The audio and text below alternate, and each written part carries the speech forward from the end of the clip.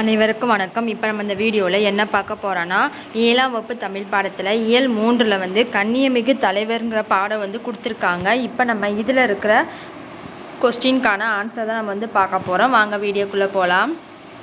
First பாருங்கள், சரியான விடையை தேர்ந்தெடுத்து எழுத கொடுத்துருக்காங்க. அதில் ஃபஸ்ட்டு காயிதே மில்லத் டேஸ் பண்புக்கு உதாரணமாக திகழ்ந்தார். ஆன்சர் எளிமை. அடுத்து இரண்டாவது காயிதே மில்லத் என்னும் அரபு சொல்லுக்கு டேஸ் என்பது பொருள். ஆன்சர் ஆவண்ணா சமுதாய வழிகாட்டி. அடுத்து மூன்றாவது விடுதலை போராட்டத்தின் போது காயிதே மில்லத் டேஸ் இயக்கத்தில் கலந்து கொண்டார். ஆன்சர் ஈயண்ணா ஒத்துழையாமை. அடுத்து பாருங்கள், நாலாவது காயிதே மில்லத் தமிழ் மொழியை ஆட்சி மொழியாக்க வேண்டும் என்று பேசிய இடம். ஆன்சர் ஆவண்ணா நாடாளுமன்றம்.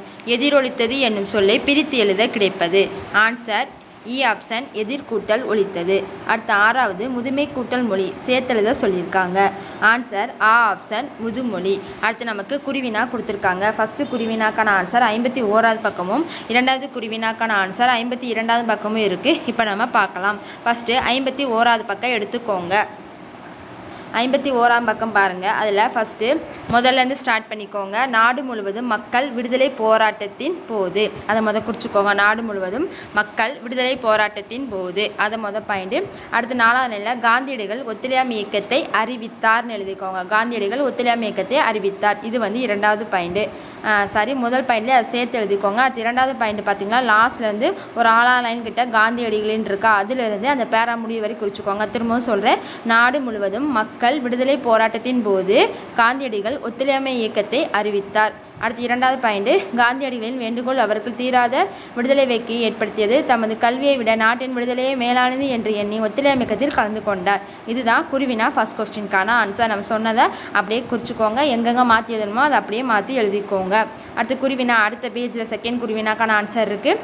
ஆடம்பரமற்ற திருமணம் சொல்லியிருக்கு. அதில் ஃபஸ்ட் லைன்லேயே அவர்னு சொல்லியிருக்கும். அந்த அவருங்கிறத அடிச்சிருங்க. அதுக்கு பதிலாக காயிதே மில்லத்துன்னு போட்டுக்கோங்க. அதிலிருந்து 2வது லைனில் செய்ய முடிவு செய்தார் இருக்கா, அது வரை குறிச்சிக்கோங்க. முதல் பாயிண்ட்டு. அடுத்து 2வது பாயிண்ட்டு 4வது லைன் பாருங்கள், ஆனால்னு சொல்லியிருக்கும். அதிலிருந்து அடுத்து நமக்கு அதிலிருந்து 3வது லைன் பாருங்கள், அத்திருமணத்தை நடத்தினார். அது வரைக்கும் குறிச்சிக்கோங்க. 2வது பாயிண்ட்டு. லாஸ்ட்லேருந்து 3வது லைனில் அத்திருமணத்தை நடத்தினார் இருக்கா, அது வரை குறிச்சிக்கோங்க. 2வது பாயிண்ட்டு. மொத்தம் 2 பாயிண்ட்டு குறிச்சிக்கோங்க.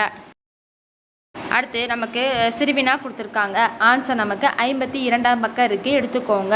52ஆம் பக்கம் பாருங்கள், மொழிக் கொள்கைன்னு சொல்லியிருக்கா. அதில் ஃபஸ்ட்டு ஒரு 4வது லைன் பாருங்கள்.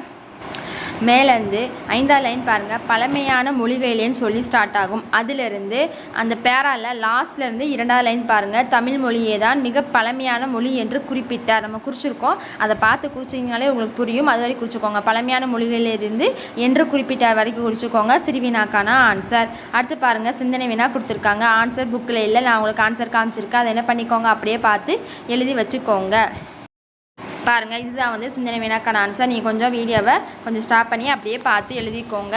அவ்வளோதான். நம்ம இப்போ இந்த பாடத்துக்கான ஆன்சர் நம்ம பார்த்துட்டோம். நம்ம சேனலை சப்ஸ்கிரைப் பண்ணிக்கோங்க. அப்படியே ஃப்ரெண்ட்ஸ்க்கும் ஷேர் பண்ணிடுங்க. வீடியோவுக்கு லைக் பண்ணிடுங்க. நன்றி.